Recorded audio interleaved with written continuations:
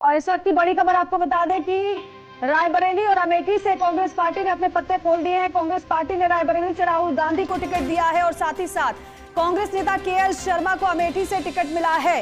ये इस वक्त की बड़ी खबर, क्योंकि कल तक ये माना जा रहा था कि देर रात तक ये सूची जारी हो सकती है, लेकिन नहीं हुई।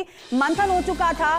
राहुल गांधी रायबरेली से तो वहीं अमेठी से प्रत्याशी का चेहरा कांग्रेस पार्टी ने साफ किया है केएल शर्मा के रूप में। इस वक्त की ये बहुत बड़ी खबर, हालांकि कल जो खबर सामने आ रही थी वो ये कि राहुल गांधी अमेठी से उम्मीदवार होंगे और वहां पर जिस तरीके से उनके पोस्टर कार्यकर्ताओं की तरफ से लगाए गए थे, लेकिन ऐसे में ये बड़ा एक तरीके से फेरबदल कहा जा सकता है। हालांकि दोनों ही रायबरेली और अमेठी कांग्रेस पार्टी की परंपरागत सीट रही है, लेकिन अमेठी में कांग्रेस को हार का सामना करना पड़ा। 2019 में स्मृति ईरानी ने यहां से जीत हासिल की थी और माना यह जा रहा था कि एक बार फिर से अमेठी में राहुल गांधी वर्सेस स्मृति ईरानी हो सकता है नहीं बल्कि होगा। लेकिन एकदम से राहुल गांधी का नाम रायबरेली से आना ये वाकई में सभी को चौंका रहा होगा और उनको ज्यादा चौंका रहा होगा, उन कार्यकर्ताओं को ज्यादा चौंका रहा होगा जो कल से लगातार राहुल गांधी के पोस्टर लिए, जो बड़े बड़े होर्डिंग्स लगाए हुए थे, उनको कम से कम ये झटका जरूर लगा होगा। पॉलिटिकल एडिटर योगेश शर्मा हमारे साथ फोन लाइन पर जुड़ रहे हैं। योगेश जी, राहुल गांधी का रायबरेली से लड़ना और वहीं अमेठी से किशोरी लाल शर्मा का उम्मीदवार होना, ये किस तरीके से कांग्रेस की रणनीति आप भाप पा रहे हैं? क्योंकि कल तक तो नाम अमेठी से राहुल गांधी का चल रहा था। देखिए, वाकई में चौंकाने वाला है, लेकिन तकरीबन 2-3 दिन पहले ही किशोरी लाल शर्मा जी अमेठी पहुंच चुके थे और बरसों बरस से किशोरी लाल शर्मा, जिन्हें हम केएल शर्मा के नाम से भी जानते हैं, गांधी परिवार के बेहद विश्वस्त और लंबे समय से अमेठी रायबरेली संसदीय क्षेत्र का काम कर रहे हैं जी। और एक तरह से कहा जाए तो मूल रूप से किशोरी लाल शर्मा मूल रूप से पंजाब के रहने वाले हैं, लुधियाना के रहने वाले हैं, लेकिन बरसों बरस हो गए। आप कह सकते हैं कि जब इंदिरा गांधी का युग था उस जमाने से ही बतौर यूथ कोऑर्डिनेटर जी किशोरी लाल शर्मा अमेठी के अंदर उन्होंने वर्किंग शुरू की थी एज ए यूथ कांग्रेस कार्यकर्ता के रूप में। उस जमाने में राजीव गांधी चुनाव लड़ते थे, 80 का दौर था और उसके बाद से आज तक चाहे वहां से गांधी परिवार का कोई भी सदस्य अमेठी से सांसद रहा, केएल शर्मा वहां बतौर उनके प्रतिनिधि के तौर पर उस संसदीय क्षेत्र का काम देखते थे। ये बड़ी बात है कि अपने बेहद विश्वस्त किशोरी लाल शर्मा को कांग्रेस पार्टी ने अमेठी से टिकट दिया है और क्योंकि उसका एक कारण भी है, लंबे समय से वहाँ एक एक गली, एक एक गांव, एक एक तालुका वो जानते हैं कांग्रेस कार्यकर्ताओं के, तो उनका सतत संपर्क रहा है बरसों से। और दूसरी और अभी शायद अखिल भारतीय कांग्रेस कमेटी में उन्होंने सचिव भी बना रखा है और कहा जा सकता है कि बेहद करीबी है गांधी परिवार के, खासतौर से सोनिया गांधी और प्रियंका गांधी के बेहद नजदीकी। और रायबरेली से राहुल गांधी का टिकट देने का अर्थ यही है कि किसी भी तरह कांग्रेस पार्टी अब वापस यूपी की राजनीति में कमबैक करने के बारे में सोच रही है और राहुल गांधी का फिर से चुनाव लड़ना, इस बार वो अमेठी से नहीं, इस बार रायबरेली से लड़ेंगे। रायबरेली सोनिया गांधी यहाँ से सांसद का चुनाव जीती थी पिछले लोकसभा चुनाव में और एक सीट जो पूरे आई थी कांग्रेस पार्टी की रायबरेली की आई थी और रायबरेली भी, अमेठी, सुल्तानपुर, ये इलाका पूरी तरह एक जमाने भर तक कांग्रेस का गढ़ रहा था। बीते कुछ सालों में यहाँ के हालात बदले हैं और कांग्रेस का वोट बैंक बिखरा। जब कांग्रेस ने सबसे पहली बार बहुजन समाज पार्टी से उत्तर प्रदेश में समझौता किया था, उसके बाद बीएसपी के अंदर कांग्रेस का वोट शिफ्ट हुआ, चाहे वो अल्पसंख्यक मतदाता हो, चाहे दलित वर्ग का वोट हो, और उसके बाद धीरे धीरे कांग्रेस रसातल की ओर चली गई। और बीते चुनाव में तो हमने देखा ही था कि खुद अमेठी से राहुल गांधी लोकसभा का चुनाव हार गए थे। अब फिर से ये कोशिश यहाँ पर देखी जा रही है, कहा जा सकता है कि कमबैक करने की जो कांग्रेस परिवार की या गांधी परिवार की जो वहाँ के कार्यकर्ताओं की मनोरूप या उनकी मनोइच्छा के अनुसार कांग्रेस का वर्कर या काम करता है। तो बड़ी खबर है जी। योगेश जी, एक बात और, रायबरेली को चुनना क्या लेगेसी को आगे बढ़ाना था? कांग्रेस जिस तरीके से सोनिया गांधी यहाँ से लगातार जीतती रही, कई बार सांसद वो यहाँ से रही हैं, वो कारण आपको समझ में आता है, या फिर कोई और ऑप्शन ही नहीं था वो कारण आपको समझ आता है कि क्योंकि गांधी परिवार के अलावा कोई स्वीकार्य वहां के कार्यकर्ताओं को नहीं था, कोई जनता को नहीं था, या फिर कोई रिपोर्ट ऐसी आई जिसकी वजह से राहुल गांधी ने रायबरेली को चुना बजाय अमेठी के? क्योंकि बीजेपी से जरूर उठाएगी इस मुद्दे को। देखिए, बीजेपी उठाए इस मुद्दे को, ये अलग बात है। पॉलिटिकल सिनेरियो में अगर हम देखें अमेठी रायबरेली, इसको समझना होगा। बरसों से कि गांधी परिवार का मजबूत गढ़ रहा है।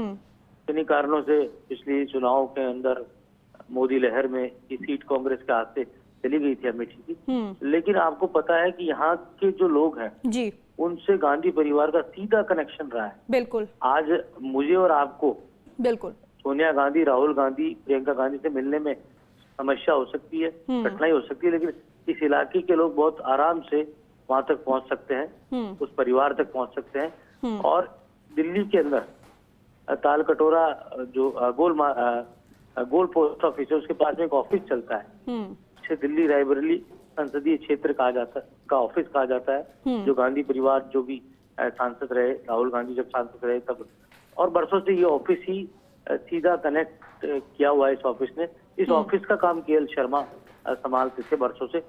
और कोई भी वहाँ का मतदाता जिसके घर में कोई भी बीमारी हो, किसी को कोई भी आवश्यकता हो, तो यहाँ पर आकर वो अपनी समस्या बता सकता है और उसका तुरंत रिलीफ यहाँ से मिलता है।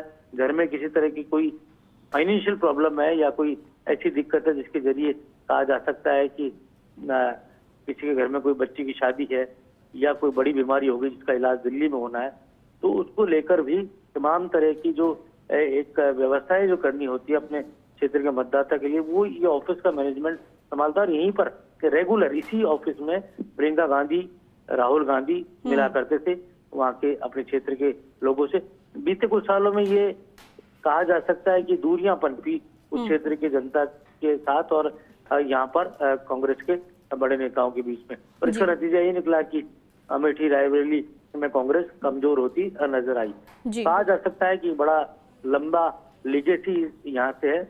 और जो आज देश की युवा कांग्रेस को आप देख रहे हैं, वो युवा कांग्रेस में जो भी प्रयोग हुए उसका सेंटर पॉइंट एक जमाने भर तक अमेठी रहा, और अमेठी से ही निकले युवा कांग्रेस के नेताओं, चाहे हम बात कर ले जिन लोगों ने उस जमाने में वहाँ काम किया, चाहे वो आनंद शर्मा हो, चाहे वो मुकुल वासनिक हो, चाहे वो बड़े बड़े जो स्टार वर्ल्ड लीडर हैं मनीष तिवारी हो, ये तमाम बड़े नेता एक जमाने भर तक अमेठी रायबरेली में इन्होंने वर्किंग की थी। केएल शर्मा जो जमाने भर से लगातार यहाँ का काम देख रहे हैं, पहली बार उनको इतना बड़ा पारितोषिक मिला है। कहा जा सकता है उन्होंने भी नहीं सोचा होगा कि लुधियाना से आकर अमेठी बिल्कुल। और यहाँ पर पंजाब के वो रहने वाले हैं, लेकिन लगातार रायबरेली में सोनिया गांधी का वो कार्य संभालते रहे, उनके प्रतिनिधि के तौर पर उनका मैनेजमेंट वो देखते रहे, ग्राउंड जीरो पर किस तरीके से लोगों से कनेक्ट होना है, क्या कार्य करना है, वो सब देखते रहे।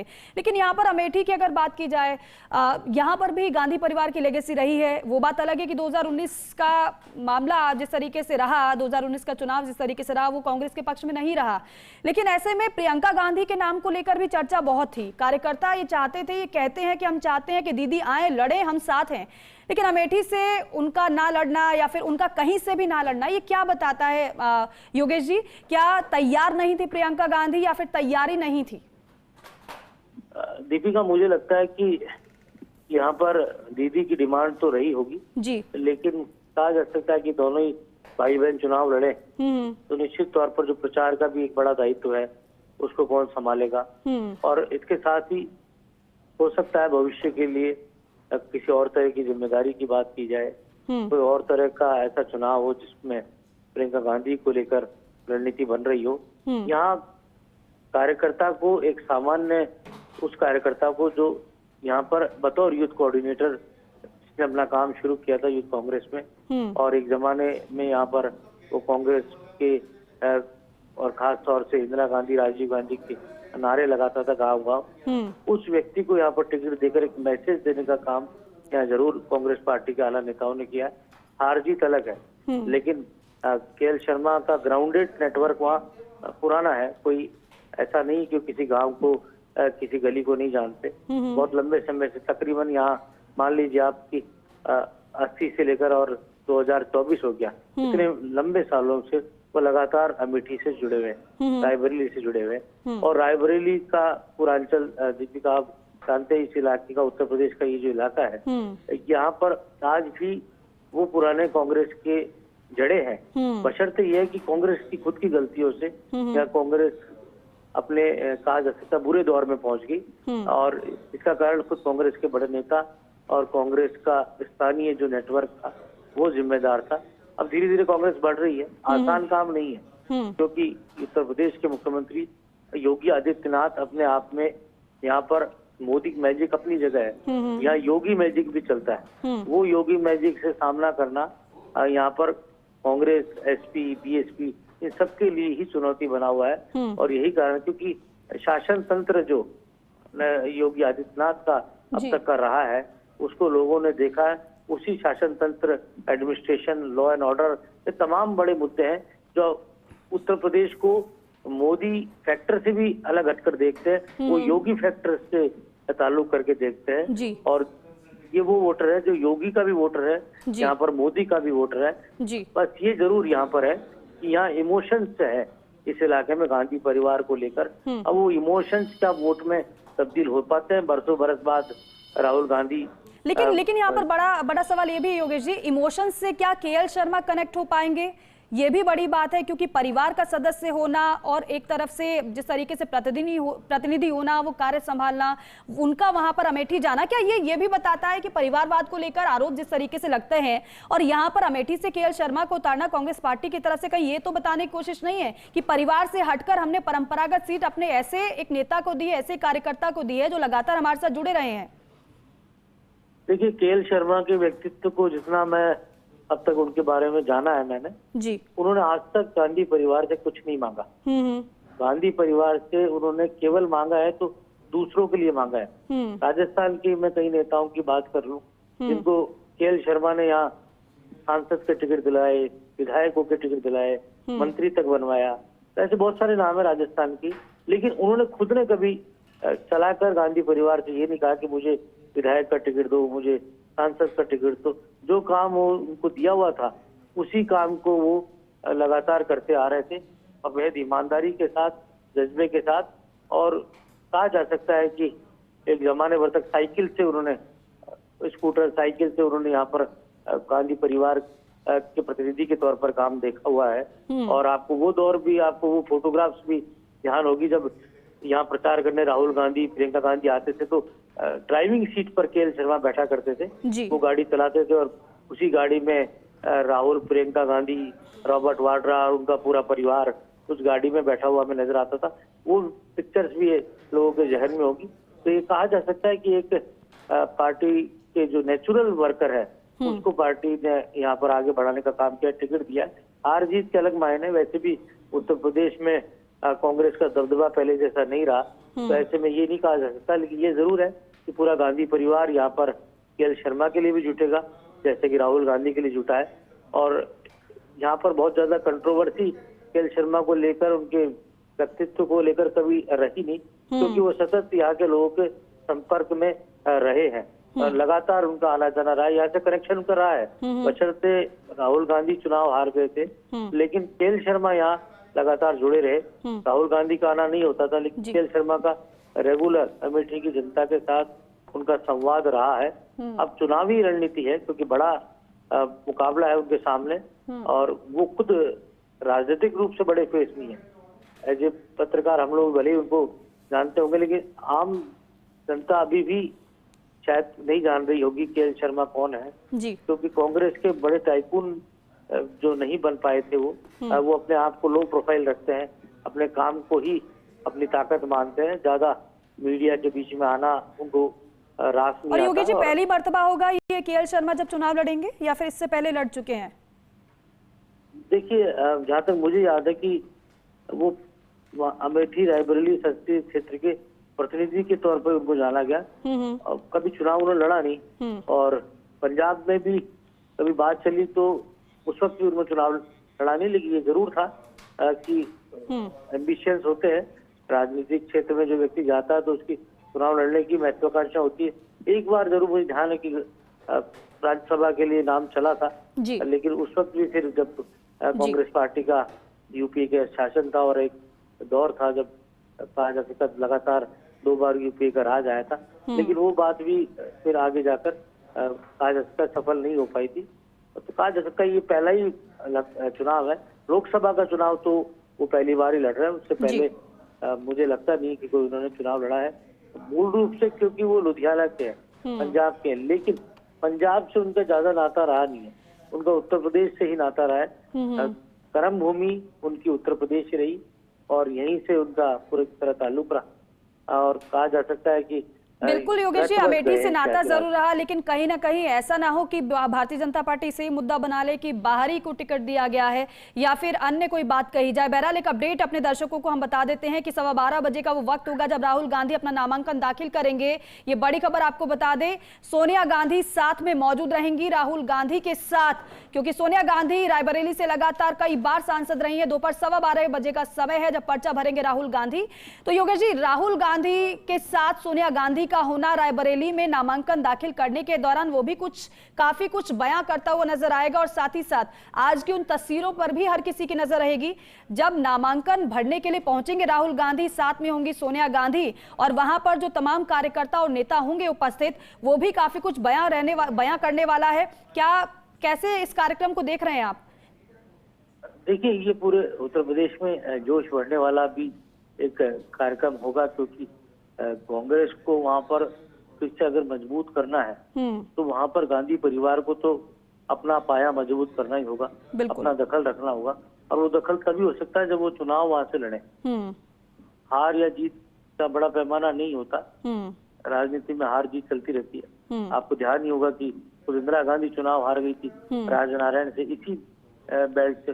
और फिर एक चुनाव ऐसा भी आया जब उन्होंने यहाँ से इतने वोट प्राप्त किए कि सामने वाला उनके सामने ठहर ही नहीं पाया। तो कहा जा सकता है कि राजनीतिक उतार चढ़ाव का दौर उत्तर प्रदेश ने देखा है, और उत्तर प्रदेश की राजनीति को समझना बड़ा ही मुश्किल काम है, इतना आसान नहीं है। यहाँ लोगों ने कांशीराम का युग भी देखा है, तो यहाँ लोगों ने राम मनोहर लोहिया का युग भी देखा है। और आपको ध्यान है, कांशीराम भी मूलतः पंजाबी थे, पंजाब के थे, और उसके बाद उनकी भी कर्म भूमि उत्तर प्रदेश रही। उत्तर प्रदेश में जो बीएसपी का नेटवर्क खड़ा किया, मायावती को लेकर आए, और पूर्ण बहुमत की सरकार बहुजन समाज पार्टी की यहाँ पर बनी। और पहले सपा के साथ गठबंधन रहा, फिर बहुजन समाज पार्टी के साथ गठबंधन रहा। जहाँ कांग्रेस इम्प्रूव हो सकती है, बशर्ते वो अपने कोर वोट बैंक, जो उनका पुराना वोट बैंक था, उसको साध के रखे। अब किस तरह से वो साधेगी, किस तरह से पुराने लोगों के बीच में जाकर के.एल. शर्मा और राहुल गांधी अपने जड़ों के बीच में जाएंगे और अपना काम करेंगे, ये जरूर है। आज का बहुत ही महत्वपूर्ण कार्यक्रम है, और इस महत्वपूर्ण कार्यक्रम के जरिए, और देखिए खास ये भी है कि नामांकन की आखिरी तारीख आज ही है, लेकिन आज ही सस्पेंस को खोल दिया है कांग्रेस पार्टी ने। दोनों ही प्रत्याशियों के नाम साफ कर दिए हैं, अमेठी से और साथ ही साथ रायबरेली से। लेकिन बड़ी बात यह है कि प्रियंका गांधी नहीं लड़ेंगे चुनाव। हालांकि इससे पहले भी उन्हें कई बार कहा गया, लेकिन नहीं लड़ा गया उनके द्वारा चुनाव। इस बार भी शायद बात उनसे हुई, लेकिन प्रत्याशी के चेहरे जब साफ हुए तो प्रियंका गांधी का नाम उसमें नहीं शामिल था। योगेश जी, बहुत शुक्रिया बातचीत के लिए, जानकारी के लिए। और ये रायबरेली से तस्वीर हम आपको दिखा रहे हैं किस तरीके से वहां पर तैयारी है नामांकन की। हालांकि बड़ी बात यह भी है कि अमेठी में एक बड़ा रोड शो, बड़े कार्यक्रम की पहले से ही परमिशन प्रशासन की तरफ से ले ली गई थी, और बड़ी बात यह है कि प्रशासन की तरफ से परमिशन दे भी दी गई। लेकिन रायबरेली से राहुल गांधी का प्रत्याशी होना, किस तरीके से वहां पर तैयारी चल रही है कार्यकर्ताओं के द्वारा, ये देखिए आप समझिए इससे कि वहां पर जब नामांकन दाखिल करने के लिए राहुल गांधी पहुंचेंगे सोनिया गांधी के साथ, कैसा वो नजारा आज देखने वाले हैं। अंतिम समय तक सस्पेंस जरूर बरकरार रखा गया कांग्रेस पार्टी की तरफ से। शायद कार्यकर्ताओं को नहीं पता होगा, लेकिन जिस तरीके से जयराम रमेश की तरफ से कल कहा गया था हम चाहते हैं कि अमेठी से राहुल गांधी और रायबरेली से प्रियंका गांधी चुनाव लड़ें, लेकिन यहां पर तस्वीर तो बदली हुई नजर आ रही है। ऐसे में कांग्रेस पार्टी ने भी इस बार जरूर चौंकाया है। रायबरेली से राहुल गांधी का होना, आपको बता दें, आपको याद होगा रायबरेली के अलावा राहुल गांधी वायनाड से भी चुनाव लड़ रहे हैं, वहां पर मतदान संपन्न हो चुका है, लेकिन अब रायबरेली में नामांकन दाखिल करने की तस्वीरों पर हर किसी की नजर रहने वाली है।